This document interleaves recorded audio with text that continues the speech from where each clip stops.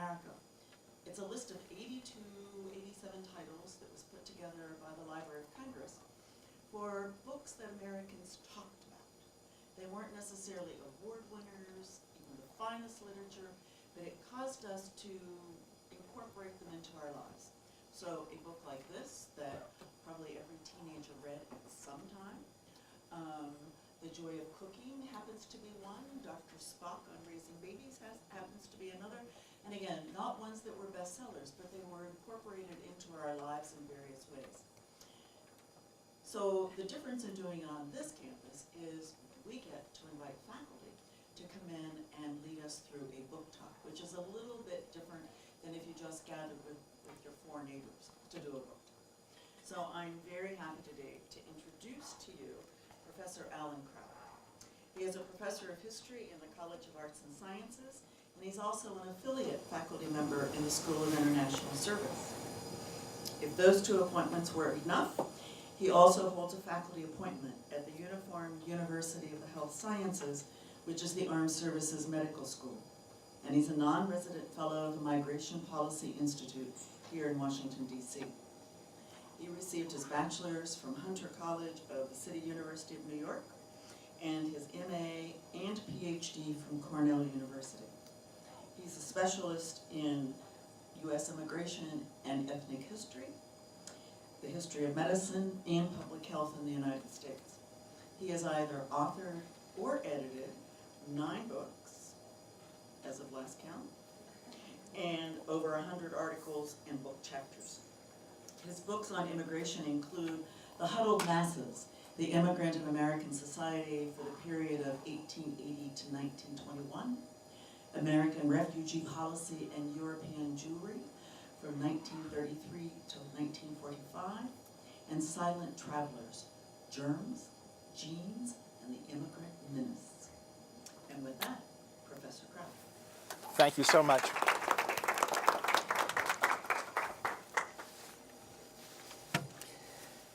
Hi. For those of you who are visiting this weekend, welcome to American University. I hope you have a really, really great weekend. I'm sure you will. I'm a historian. I'm not a novelist or a literary critic.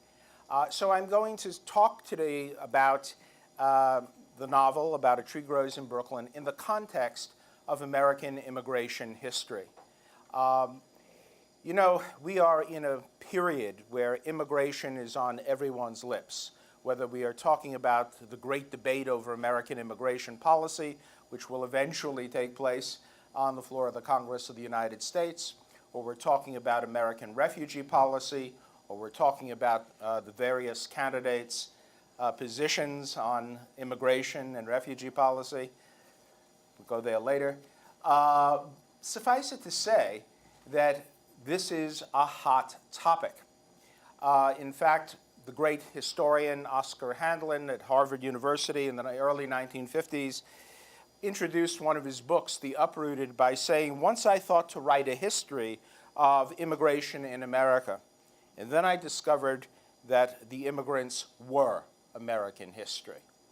And that is the approach that I take to this topic.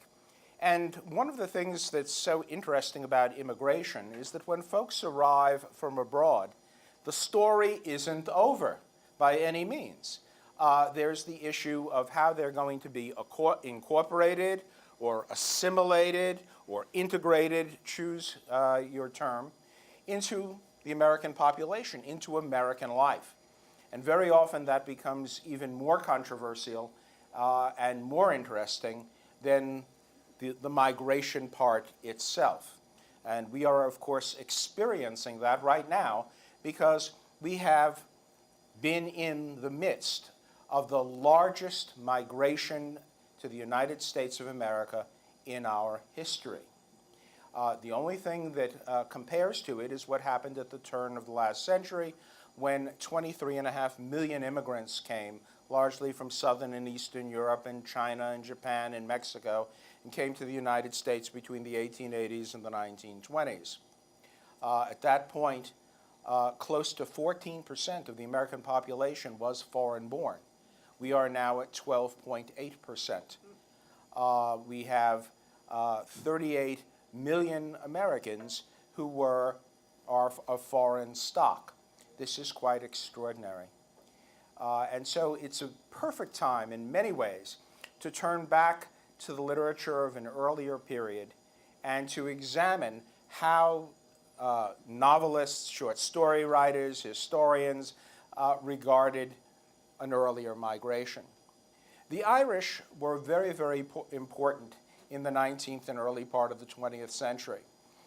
In the period between 1840 and 1860, when 4.5 million people came to the United States in just that 20-year period, the vast majority of them were either Irish or German, and the Irish clearly dominated.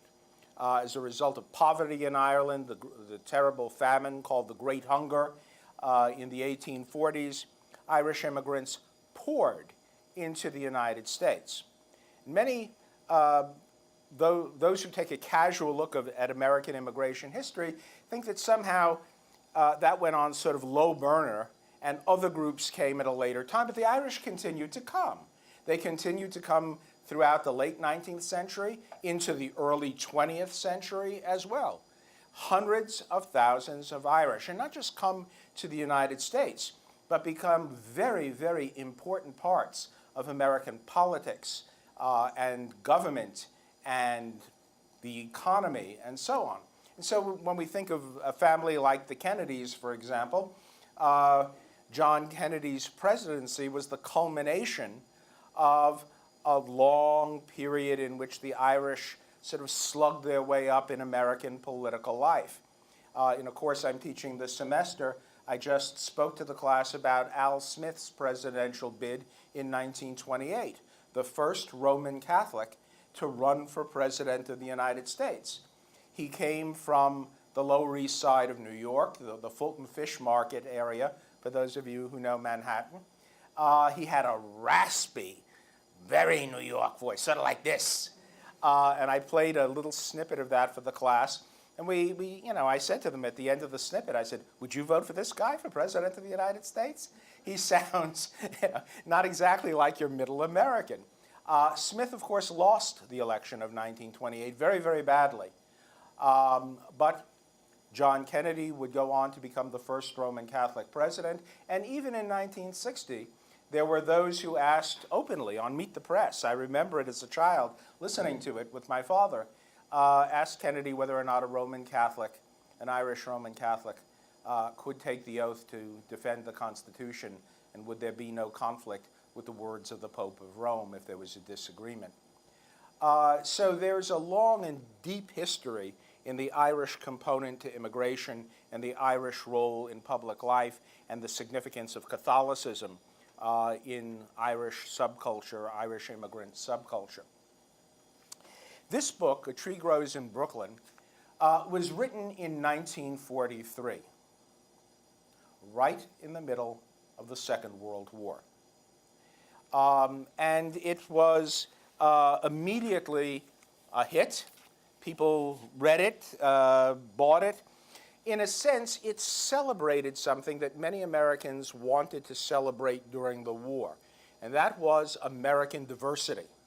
Diversity has long been a critical part of American life, and certainly when people said diversity during this period, in the wake of that early 20th century migration, they were talking about Irishmen and Italians and Jews and Poles and Mexicans and so on. And this novel is set in a place where there was an enormous amount of diversity, in Brooklyn, New York. How many of you have ever been to Brooklyn? Okay, enough said. I am not from Brooklyn. I am from the Bronx. And I was never a Dodger fan and will not be this evening. But I can tell you that Brooklyn was once a separate city. And it did not become part of what was called Greater New York until 1898. Up until 1898, Brooklyn was a separate city, and the various parts of Brooklyn were townships within this city, this larger city of Brooklyn. In 1898, Brooklyn Staten Island, which was called Richmond, Queens, the Bronx, and so on, were all brought together into New York City, what we call New York City today. But Brooklyn was a borough of communities. And the community that this book introduces you to is the poor Irish immigrant community of Brooklyn at the dawn of the 20th century. The action in the novel covers the period roughly between 1900 and 1918. The novel itself opens in 1912. What I've passed out to you is a little cheat sheet with the names of the characters so that those of you who haven't read the book or read the book lately can follow along. How many of you, by the way, have read A Tree Grows in Brooklyn? Wow, that's impressive. Good for you. Okay, so then this will just be a kind of a revisitation. It's about a family, the Nolan family. And the family consists of Johnny Nolan, who is of Irish ancestry, and his wife, Katie Romilly, who's of Austrian background, and their children. And the main protagonist is Francie, the eldest child, young lady who is 12 when the novel opens. Her younger brother, Neely Cornelius, who is 11 when the novel opens in 1912. And later another child is born, Annie Laurie. Also characters are the two sisters, Katie's two sisters, Sissy and Evie. And of course, the tree. The tree is an important character in this book. We meet the tree at the beginning of the novel, and we meet the tree at the end of the novel. Betty Smith, the author, tells us this. The tree in Francie's yard was neither a pine nor a hemlock. It had pointed leaves which grew along green switches which radiated from the bough and made a tree which looked like a lot of opened green umbrellas. Some people called it the tree of heaven. No matter where its seed fell, it made a tree which struggled to reach the sky. It grew in boarded up lots and out of neglected rubbish heaps, and it was the only tree that grew out of cement. It grew lushly, but only in the tenement districts. You took a walk on a Sunday afternoon and came to a nice neighborhood, very refined. You saw a small one of these trees through the iron gate leading to someone's yard, and you knew that soon that section of Brooklyn would get to be a tenement district. The tree knew.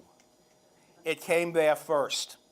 Afterwards, poor foreigners, steeped in and the quiet old brownstone houses were hacked up into flats. Feather beds were pushed out on the windowsills to air, and the tree of heaven flourished. That was the kind of tree it was. It liked poor people. And there is a tree like that in Francie's yard. I am very familiar with such trees. I grew up in a tenement in the Bronx that had fire escapes, just like the fire escapes in Francie's book. And there was always, when you looked out the window, a tree or two that no matter what happened, no matter what fell down, no matter what catastrophe occurred, the tree seemed to survive.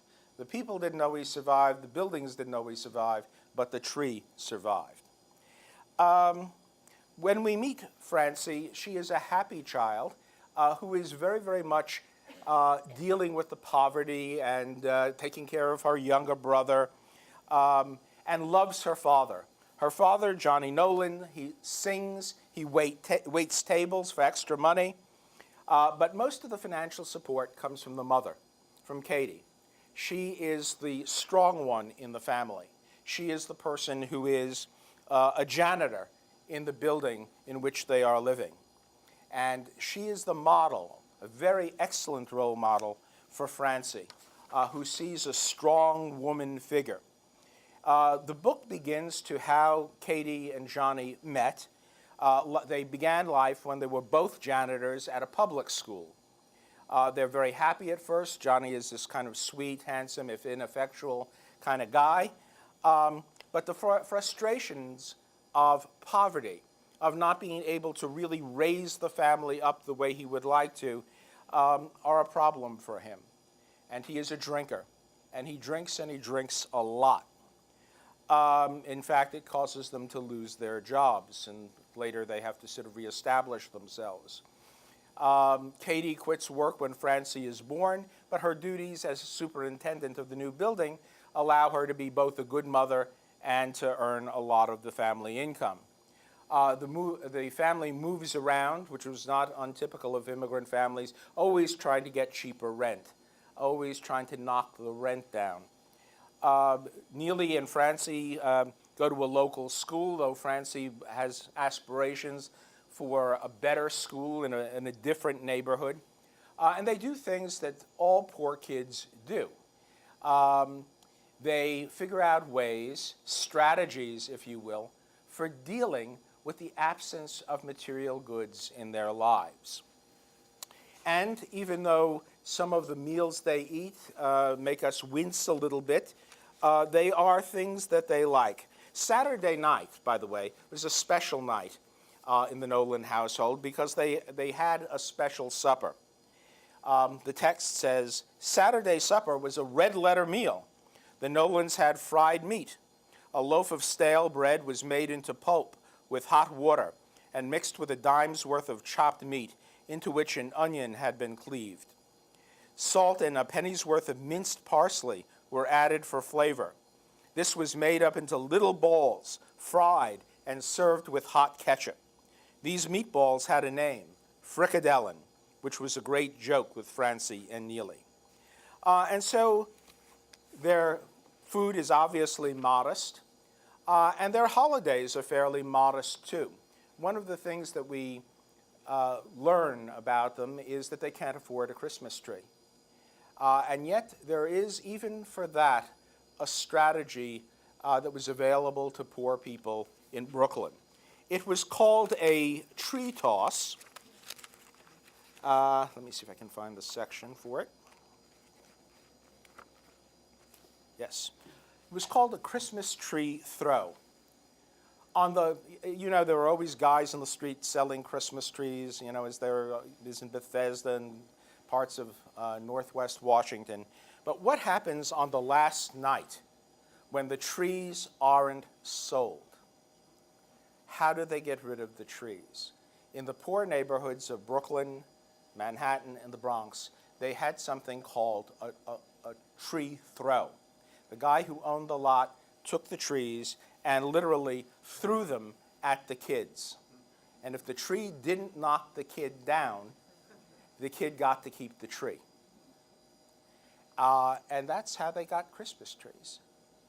On the last night, the night before Christmas, participating in the tree throw. Betty Smith says, there was a cruel custom in the neighborhood. It was about the trees still unsold when midnight of Christmas Eve approached. There was a saying that if you waited until then, you would have to buy a tree. You wouldn't have to buy a tree, that they'd chuck them at you. And this was literally true. At midnight on the eve of our dear Savior's birth, the kids gathered where there were unsold trees. The man threw each tree in turn, starting with the biggest. Kids volunteered to stand up against the throwing. If a boy didn't fall down under the impact, the tree was his. If he fell, he forfeited his chance at winning a tree. Only the roughest boys and some of the young men elected to be hit by the big trees. The others waited shrewdly until a tree came up that they could stand against. The little kids waited for the tiny foot-high trees and shrieked in delight when they won one. And so there is this sense that we are given in the novel that though there is poverty, there is also the possibility of overcoming that poverty on a very, very practical level. The family has many adventures which are not untypical for that kind of a neighborhood. At one point, while their kids are going to school, there is somebody who is a sex offender, a molester. And Katie has to fight him off and finds that her husband, Johnny, has kept an illegal gun in the house. And so she gets out the gun and scares the guy away, actually shoots the guy who has been trying to molest her daughter. Johnny continues in his bad luck. He loses a union job that he has at one point, and at that juncture, the drinking really overcomes him. And he dies on Christmas Day. He's found in a doorway by the police, taken to the hospital, but they cannot save him.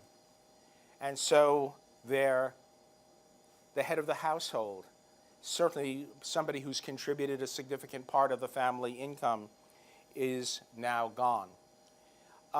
One of the parts that I particularly found moving was when they discuss what will be put on the death certificate. Now, you wouldn't think this would be a big deal, right? I mean, people pass away and there are death certificates. Doctors sign the death certificate. But it is a big deal, especially when the death is from something that carries as much stigma as a death from alcoholism.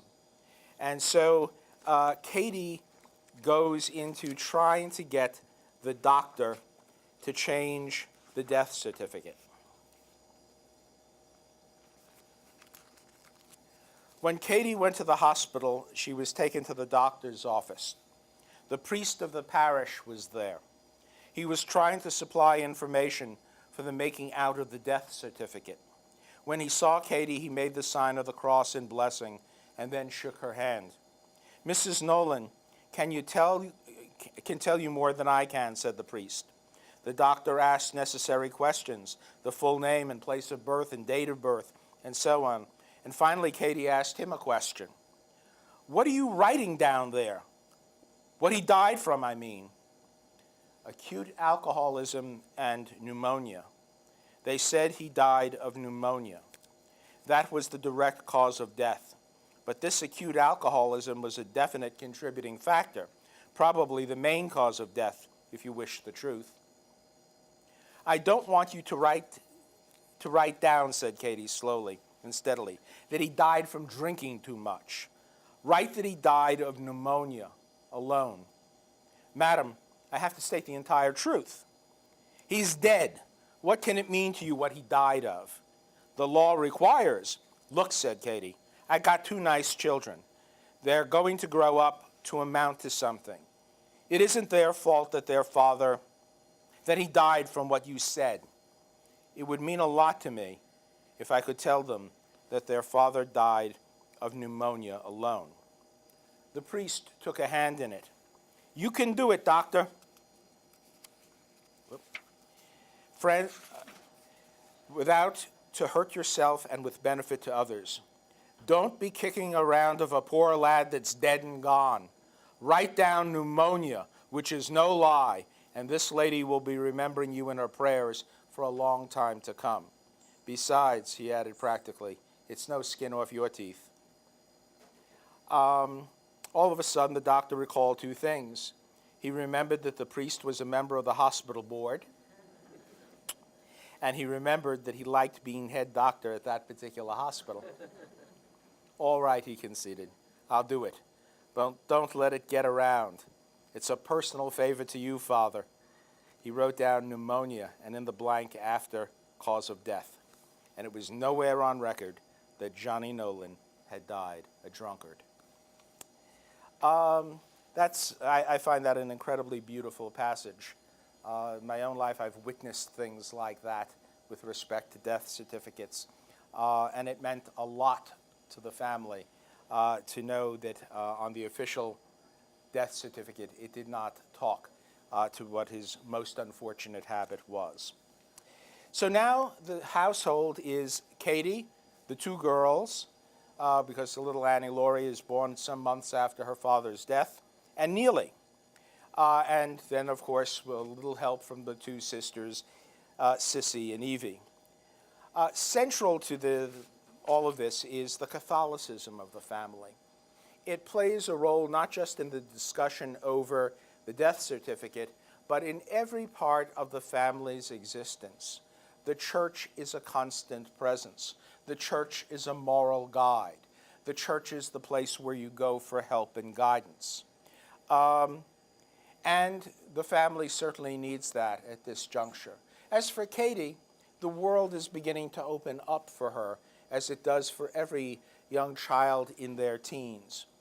One of her teachers befriends her and explains how empowering writing can be. Writing lets you control the narrative of your life. It lets you assert control over things over which you ordinarily wouldn't have control. And it allows Katie to make the distinction between lying and fiction. The teacher explains to her, a lie is something that you tell that harms other people. But in fiction, you offer the world the way you wished it were. And that gives her the ability, really, to think in bigger terms about the future, possibilities, and so on. She can make the world the way she wishes it was if she wrote about it. Footnote here.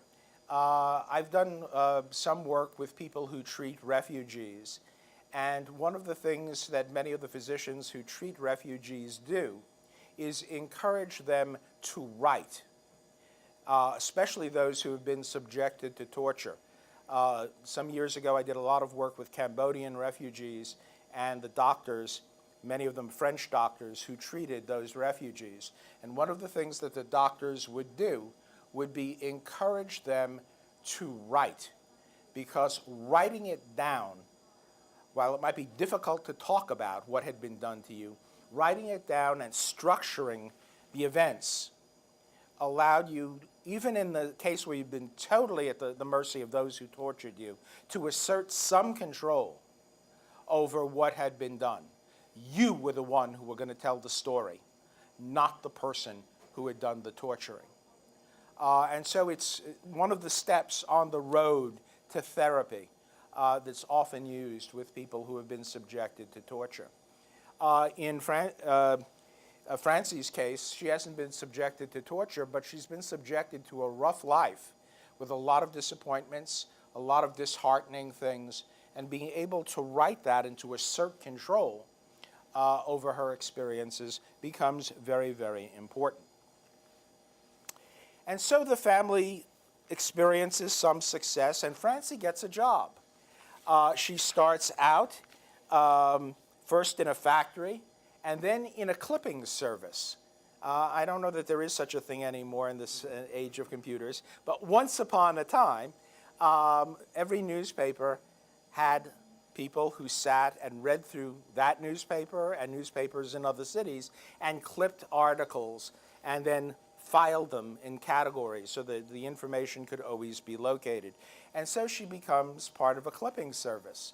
What this does for her, it gives her a tremendous amount of experience reading, thinking analytically, and again, raising her aspirations for the future. With Francie's job, the family has a little bit more money. And though Francie has not attended high school, her brother was designated by her mother to go to high school, she nevertheless applies for and is accepted into a summer college class. So she's never gone to high school, but she's now sitting in on a summer college class. And the way that college is described, I'm quite confident it's my alma mater, Hunter College in Manhattan. She meets a young man named Ben Blake, who she likes very much, has a little bit of a crush on him, but he vanishes from her life. And America is changing now in a very significant way. The war clouds have gathered over Europe. The war has actually begun in Europe in 1916. The United States will enter that war. And Francie is beginning to experience her own maturity. And the next crush she has is not over a college student, but over a young soldier named Lee Reiner. She falls in love only 48 hours after meeting him, but he goes home, ultimately to Ohio, and marries his fiancée before he goes off to war, and she is left brokenhearted. Now she has neither Ben nor Lee Reiner. but she has very much a consciousness of herself, an increasing consciousness of herself as a young woman, and as a young woman who is working and providing and doing things. The end of the novel comes rather quickly after that. We've followed her to maturity, and now it is her mother. It is Francie's mother, Katie, who experiences romance. And the romance is with a cop. That is the classic pattern in Irish working class life. One kid is a cop, one a nurse, one a priest, one a nun. She meets the cop. And his name is McShane, Sergeant McShane. It was Sergeant McShane who had found her husband's body in that doorway, and he has had his eye on her for a while, and he asks if he can keep company. And he's been using his salary as a policeman to invest in a little bit of real estate, and eventually he will propose. And now the family is going to be upwardly mobile. They are going to be leaving Brooklyn. They are going to be leaving that house. And Francie will actually be sent off to the University of Michigan, where, lo and behold, who happens to be at the University of Michigan, but Ben, the first boy she fell in love with. And so, hokey as it may sound, she and Ben are now going off to the University of Michigan together. And as they leave the tenement for the last time, what is it, of course, that they look back at? They look back at the tree. The tree survives and will be there for the next group of immigrants that move into that tenement. Other things change, but the tree stays. The tree is a permanent part of that landscape. So what do we got here? We have a coming-of-age novel, for sure, and it's a little bit autobiographical, because Betty Smith herself was born Elizabeth Lillian Weiner, the daughter of German immigrants. She was born in Brooklyn, New York. She grew up in modest circumstances, and she, like Francie, grew up in the poorer sections of Williamsburg. She married a fellow Brooklynite, a guy named George Smith, and they moved to Ann Arbor, Michigan, so he could pursue a law degree. She had 2 little girls, and so she could not complete college, at least not until they were well into school. She didn't have a high school diploma either. I think you see there's certain autobiographical qualities to Tree Grows. The university allows her to enroll in classes, and she studies journalism, literature, creative writing, drama. And in 1938, she and her husband part ways. They get a divorce, and Betty Smith moves to Chapel Hill, North Carolina, where she remarries. And that same year, 1943, her book comes out. Later, she actually teams up with Broadway producer George Abbott to write a musical adaptation of A Tree Grows in Brooklyn. And she continues to write. Her other novels are not all that memorable. Tomorrow Will Be Better, which she publishes in 1947. Maggie Now, which she publishes in 1958. And then one which some of you may remember, Joy in the Morning, which she published in 1963. She dies in 1972 at the age of 75. She dies in Connecticut, in Shelton, Connecticut. Her work lives. Her work continues to fascinate students who are assigned it in classes or who discover it later on. The movie version, which was done by the brilliant Elia Kazan and starred James Dunn and Joan Blondell and Dorothy McGuire, makes regular appearances on TCM. I can tell you that from my own personal experience, again and again. You can see it. And so Betty Smith's novel, A Tree Grows in Brooklyn, continues to have a life, if you will. It continues to be an important part of the American story. Because as Oscar Handlin said way back in 1951, the story of the immigrant is the American story. Let no presidential candidate tell you different. It is the American story.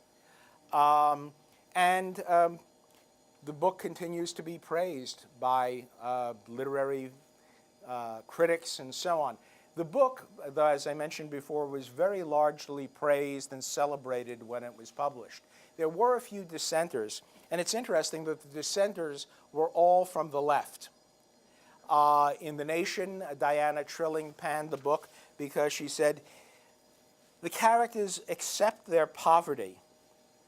There's only sentiment. There's no sense of, in her words, the ugliness, nor a sense of rebellion. Too much sweet cooperativeness.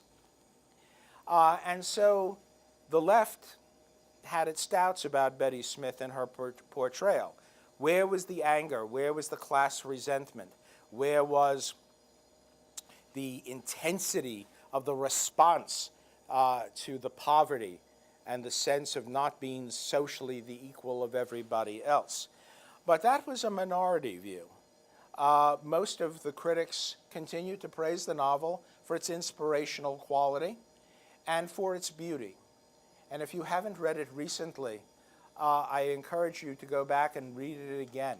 It is a novel of tremendous subtlety, sweetness, and beauty. And at this particular moment in our history, I happen to think we need a little sweetness and beauty and a remembrance of the fact that America has this unique quality of helping people to raise themselves up and through their own effort and their own grit to make a life for themselves in this world.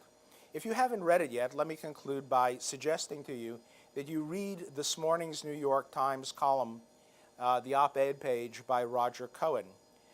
He opens it by quoting a poet and literary critic named Delmore Schwartz, who had a brief but meteoric career in American literature. And one of the things that Delmore Schwartz says is that the most important word in the American vocabulary is the word sure. Do we have problems? Sure. Will we overcome them? Sure. Did we elect an African-American president? Sure. Will we elect a woman's president? This is Cohen writing. Sure. This is the country of sure. And nothing epitomizes the spirit, the determination, the optimism of American life as much as a tree grows in Brooklyn. Thank you very much.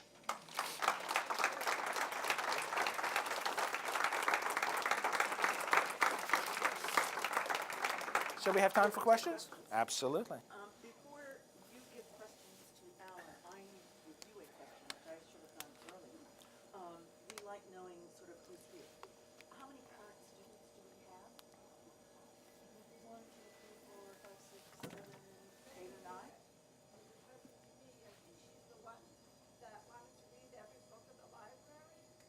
Yeah. That's right, go shelf by shelf.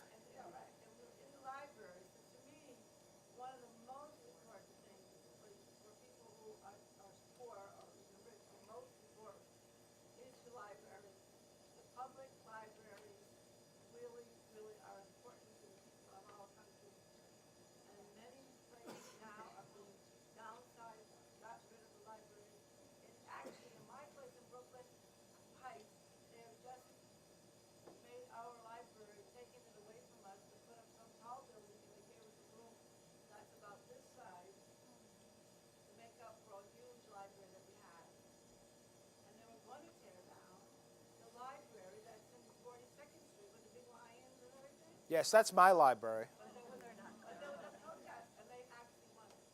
Yes.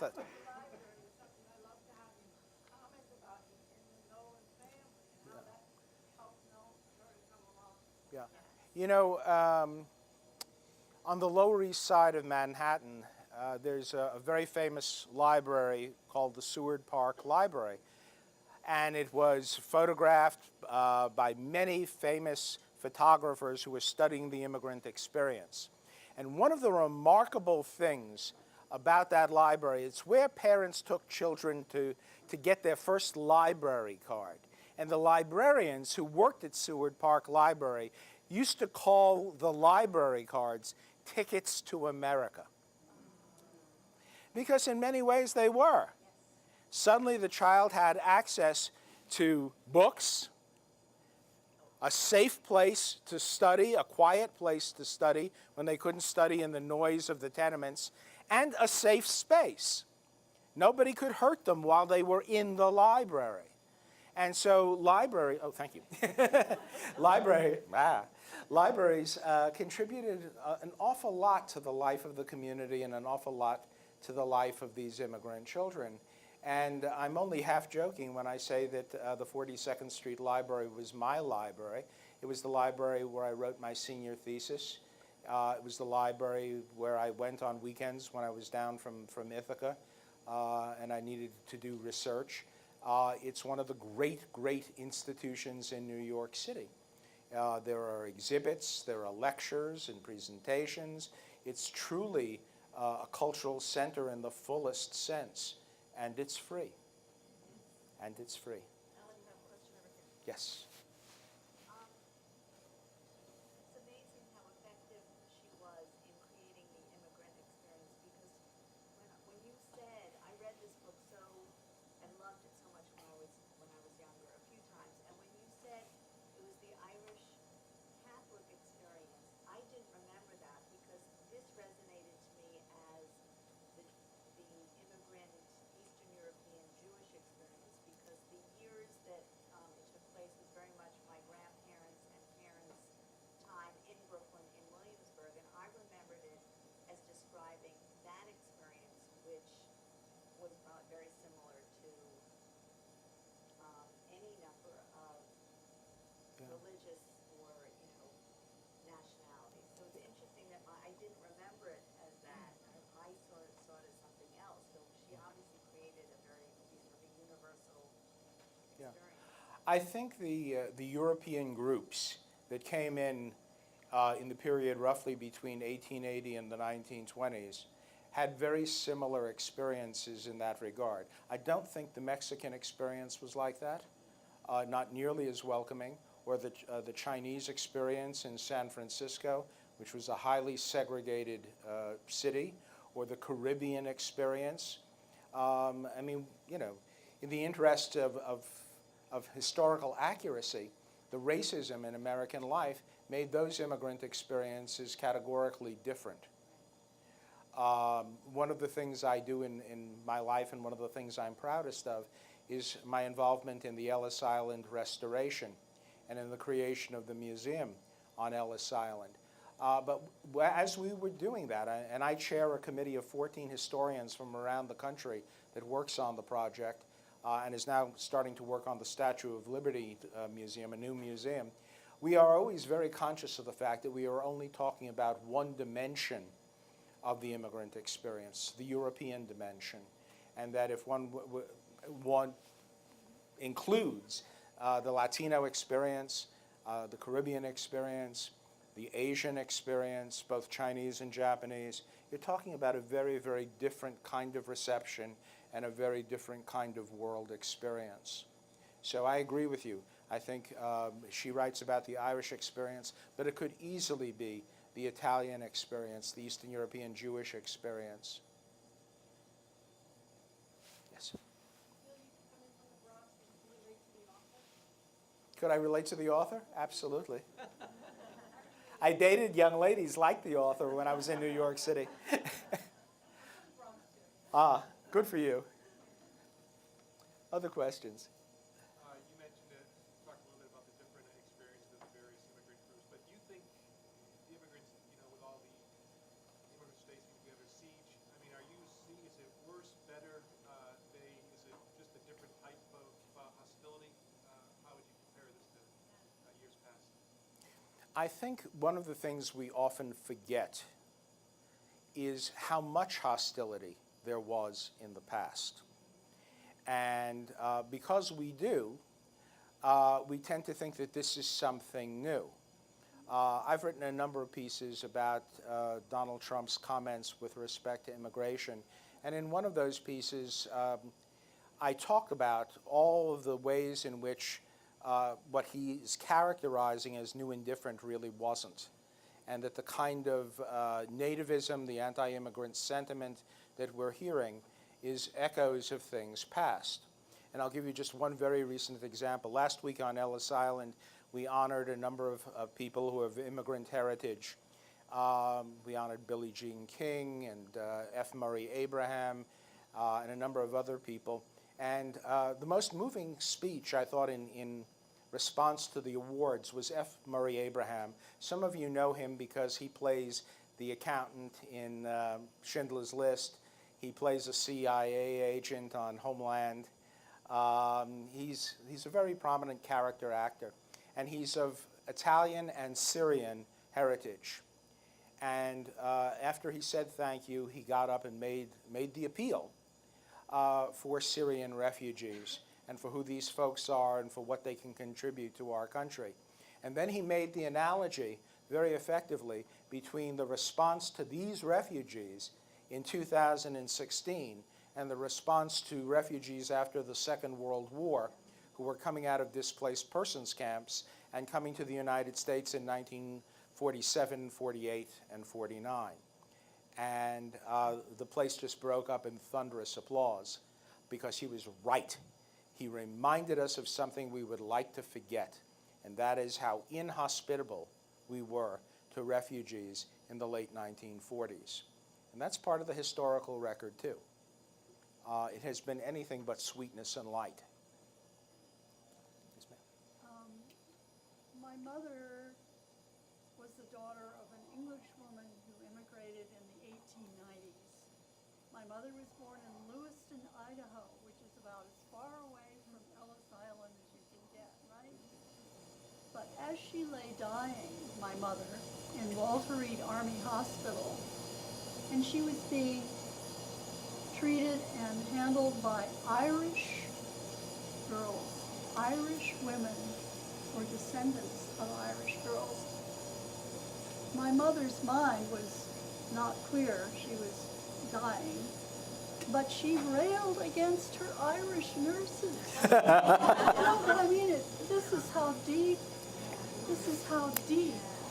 and I had never in my life heard her say a word against the Irish.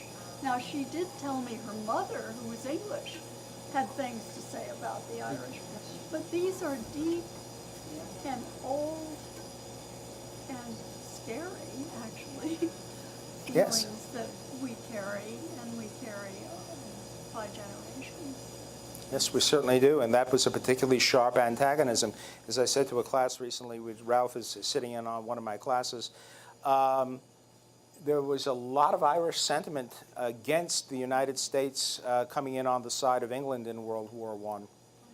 Yes, because the Irish were furious with the British. They were their oppressors, and they would have much preferred had the United States come in on the side of Germany in World War I.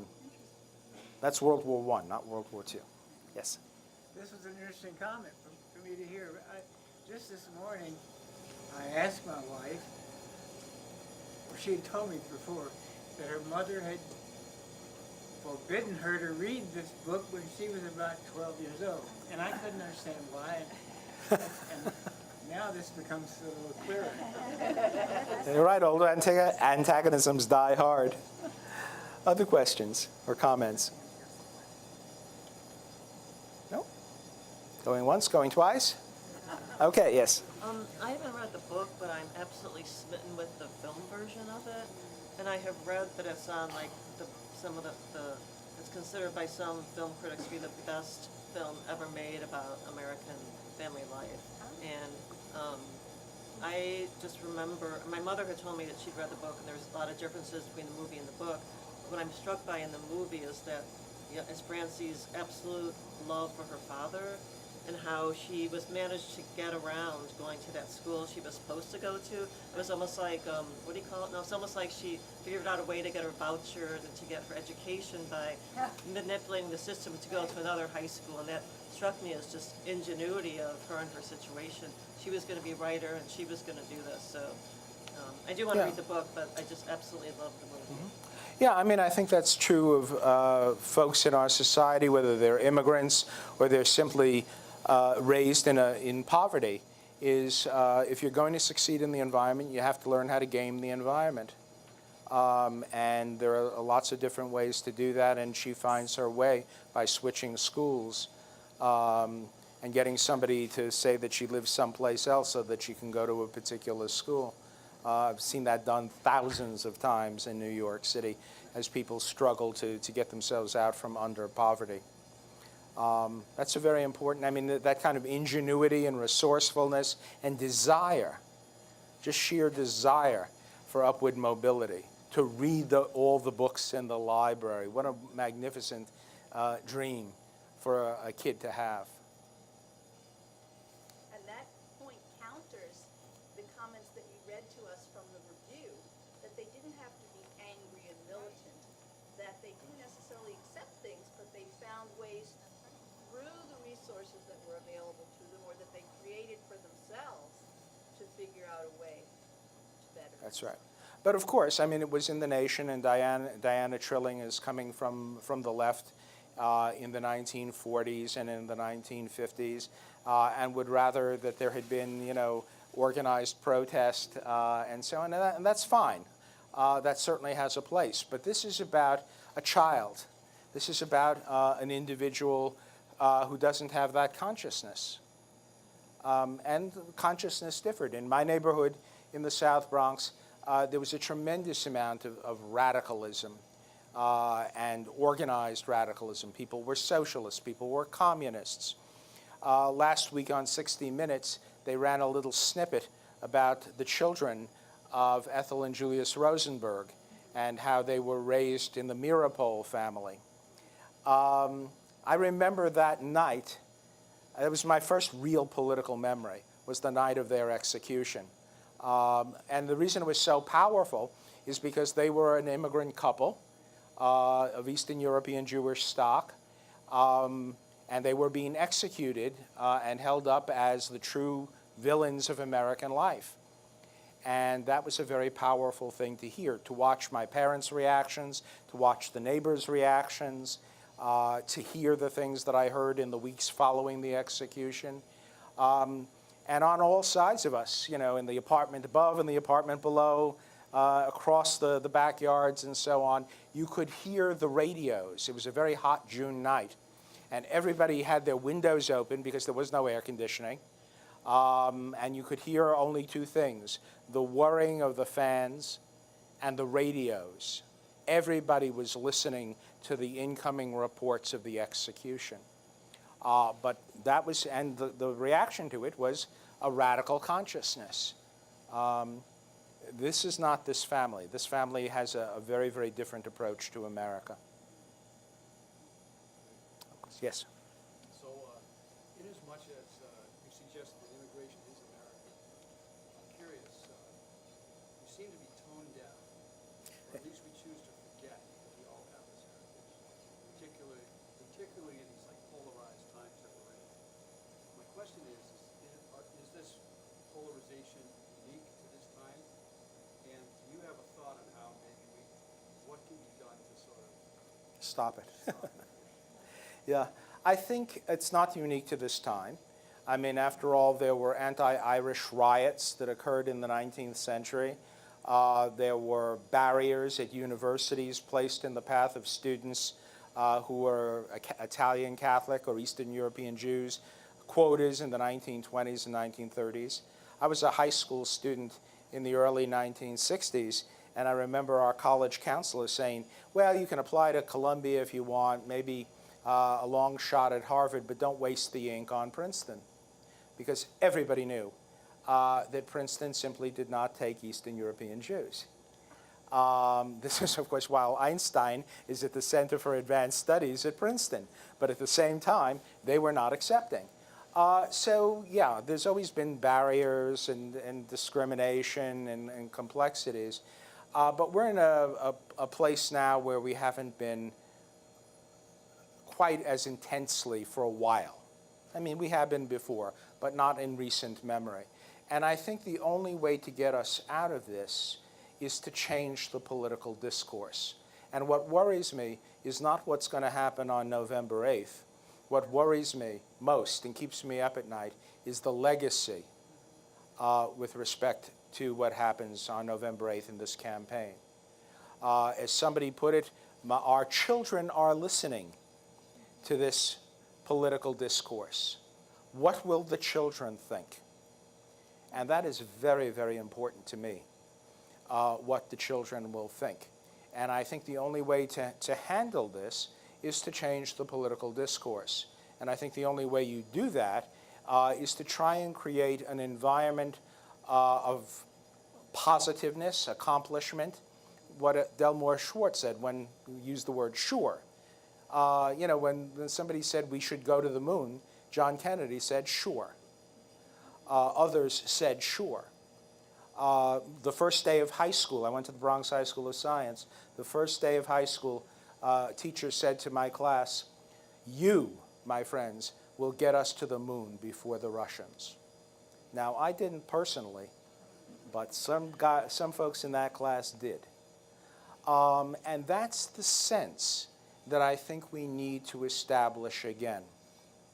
A sense of positive accomplishment, and also a sense of service, of what we owe to each other.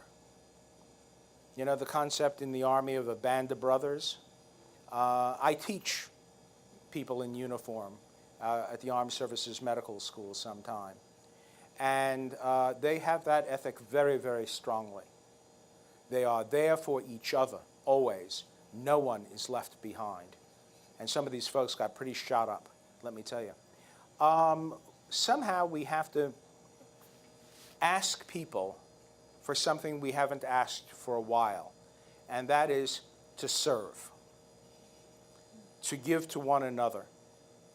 I was no fan of selective service, to be sure, but I'm at a point where I mourn the absence of any kind of national service.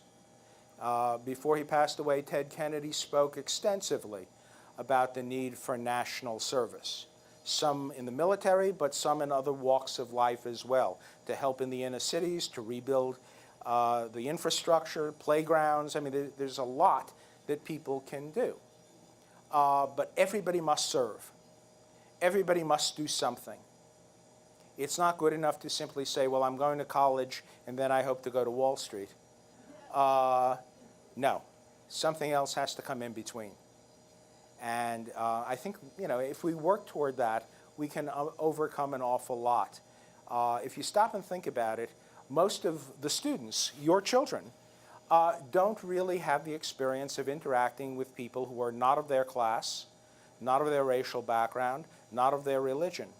In their lives, they will be neither in the military or in a labor union, or maybe even go to the same church or synagogue as people of a different socioeconomic class. That was not true in earlier periods of American history, nearly as much. It's always been true some. But my own feeling is that we need to ask for things, and the country will get enormous amounts back if we ask people to give of themselves in exchange for the opportunities of American life. I absolutely agree with that. My son is a senior in high school, and he, you know, upper middle class town in Connecticut, very smart white boy, and he had the opportunity to do, he does theater. He works with the public theater in Manhattan, and they have a section of the public theater it's called the public works section. And what they do is they bring theater to the people, and they brought in different community organizations from all across the metro area. And he had the opportunity to perform and to work with convicts, to work with the Jamaican nannies, to work with Children's Aid Society. And this is not an opportunity that you ever would have had before. And it's really shown him the differences, but yet the sameness in all of them.